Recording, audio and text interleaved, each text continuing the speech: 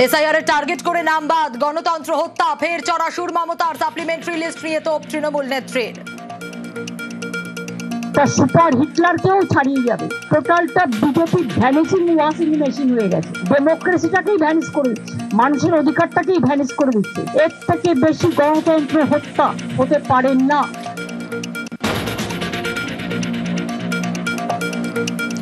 আজ ফের supplementary voter তালিকা, এখনো পর্যন্ত 36 লক্ষের নিষ্পত্তি। প্রথম লিস্টে 10 লক্ষের মধ্যে বাদ প্রায় 4 লাখ। এবার কত রাতে প্রকাশ করবে কমিশন।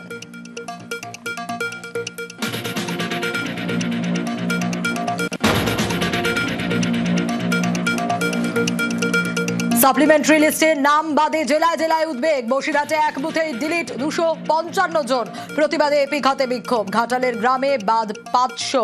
কমিশনের বিরুদ্ধে ক্ষোভ।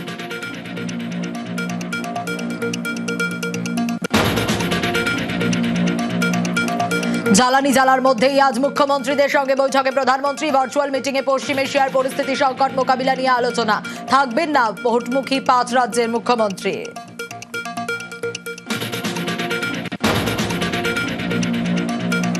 জ্বালানি সংকট, ফের কি লকডাউনের খাড়া? আশঙ্কা প্রকাশ মমতার। নোটবন্দি ভোটবন্দির পর গ্যাস বন্দির ছক কেন্দ্রের বিজেপি সরকারের। তোপ দেগেই লড়াইয়ের হুঙ্কার বাংলার মুখ্যমন্ত্রীর। আবার অ্যালার্ট করেছে। ওদের অ্যালার্ট করার মানে তো আমি বুঝি লকডাউন টকডাউন করবে কিনা ভাবছে কিনা জানি না, করলে করবে।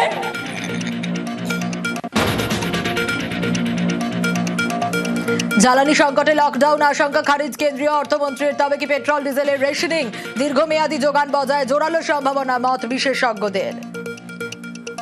ভারতের ক্ষেত্রে অন্তত লকডাউন করার মতো পরিস্থিতি কোনো অবস্থাতেই নেই। অথচ যেটা হতে পারে, বলা হলো যে আপনার জন্য মাত্র 15 লিটার ভরা যাবে আর কি, এবং সেটা দিয়ে আপনাকে 7 দিন চালাতে হবে। এটা এক ধরনের রেশনিং।